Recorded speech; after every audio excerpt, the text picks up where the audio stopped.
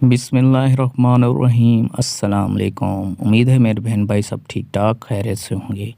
جو بہن بھائی ہمارے چینل پر فرسٹ ٹائم ہے ہمارے چینل کو سبسکرائب کریں۔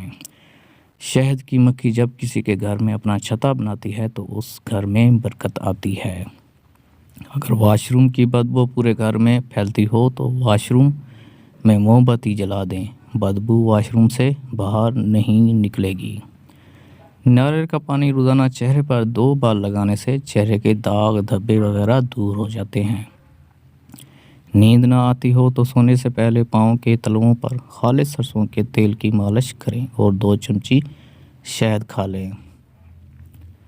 کپڑوں پر پان کے داغ والے حصے پر پیاز رگڑ کر تھوڑی دیر کے لیے چھوڑ دیں، پھر صابن سے دھو لیں۔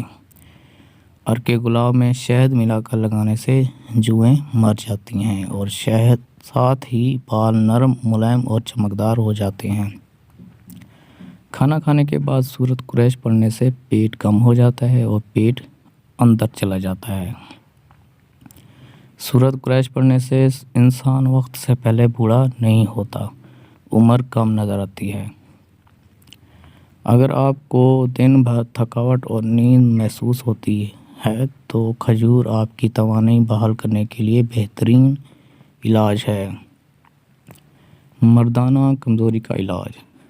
مردانہ کمزوری کے مریضوں کو بیسن کا حلوہ بنا کر کھانا چاہیے، اس سے قوت بہ میں زبردست اضافہ ہوتا ہے۔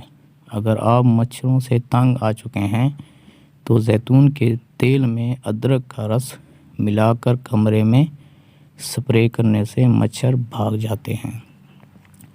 جس عورت کو خواب میں کھلے بال نظر آئیں اس کا مطلب یہ ہے کہ اس کی شادی ہو جائے گی۔ اگر ویڈیو اچھی لگے تو ہمارے چینل کو سبسکرائب کریں، لائک کریں، کمنٹ کریں اور شیئر کریں۔ ملتے ہیں نیکسٹ ویڈیو میں، اپنا خیال رکھیے گا۔ اللہ حافظ۔